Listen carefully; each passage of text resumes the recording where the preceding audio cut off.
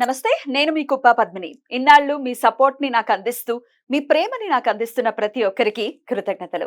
ఇప్పుడు చూడబోతున్న ఈ వీడియో కూడా ఖచ్చితంగా మీకు ఉపయోగపడుతుంది.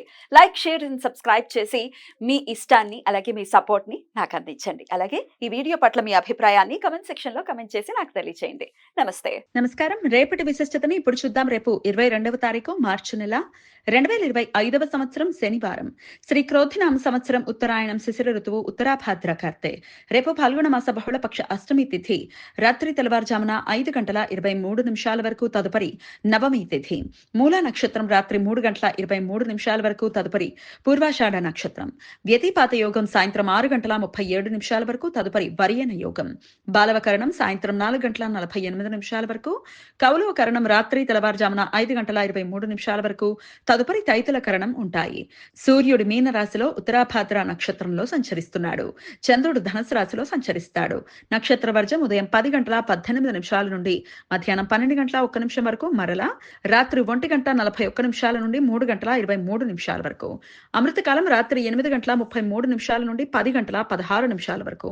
హైదరాబాద్ ప్రాంతం వారికి రేపు సూర్యోదయం ఉదయం 6:19 సూర్యాస్తమయం సాయంత్రం 6:27 చంద్రోదయం రాత్రి 1:22 చంద్రాస్తమయం పగలు 11:33 అభిజిత్ ముహూర్తం మధ్యాహ్నం 11:59 నుండి మధ్యాహ్నం 12:47 వరకు. దుర్ముహూర్తం ఉదయం 6:19 నుండి 7:56 వరకు. రాహుకాలం ఉదయం 9:21 నుండి 10:52 వరకు.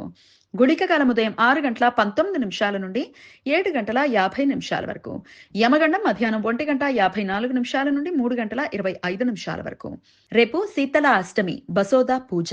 ఉత్తర భారతదేశంలో ముఖ్యంగా గుజరాత్, రాజస్థాన్, ఉత్తరప్రదేశ్ రాష్ట్రాల్లో ఈ పండుగను ఘనంగా జరుపుకుంటారు. Chicken pox, small pox, measles, తట్టు, పొంగు తదితర సాంక్రమిత వ్యాధులు తమకు సోకకుండా ప్రబలకుండా భక్తులు రేపు దుర్గాదేవిని శీతలాదేవి రూపంలో పూజిస్తారు.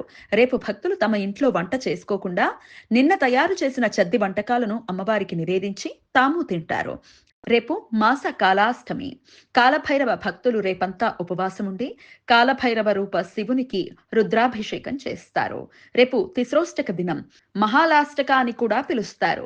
విష్ణు పురాణం ప్రకారం ప్రతి సంవత్సరం మార్గశీర్ష, పుష్య, మాఘ, ఫాల్గుణ మాసాలలో బహుళ సప్తమి, అష్టమి, నవమి ఈ 12 రోజులను తిస్రోష్టకాలు అని పిలుస్తారు. ఈ రోజులలో గృహస్థులు తమ పూజా సమయంలో పితృదేవతలకు ఒకసారి నువ్వులతో తర్పణం వదలటం వలన వంశవృద్ధి, సంతాన అభివృద్ధి జరుగుతుంది అని నమ్మకం. కుజ పంచ సప్త శలాక వేధ రేపు మధ్యాహ్నం 2:39 నుండి రాత్రి 9:03 వరకు ఉంటుంది. కుజగ్రహం పునర్వసు నక్షత్రం 2వ పాదంలో సంచరించే సమయంలో చంద్రుడు మూలా నక్షత్రం 3వ పాదంలో సంచరిస్తున్నప్పుడు ఈ వేధ ఏర్పడుతుంది. ఈ వేధ సమయంలో శుభకార్యాలు చేయడానికి అనుకూలం కాదు. ఏకార్గళ దోషం ఇవాళ రాత్రి 1:47 నుండి రేపు సాయంత్రం 6:37 మధ్యకాలంలో ఏర్పడుతుంది.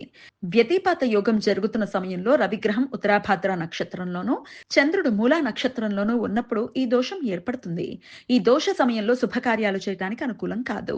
ఈ సమాచారాన్ని మనకు అందించిన వారు మేడికొండూరు విశ్వనాథ్ ప్రసాద్ గారు. ఆయనకు కృతజ్ఞతలు తెలియజేస్తూ శీతలాదేవి స్మరణతో సమస్త సన్మంగళాని భవంతు. నమస్కారం.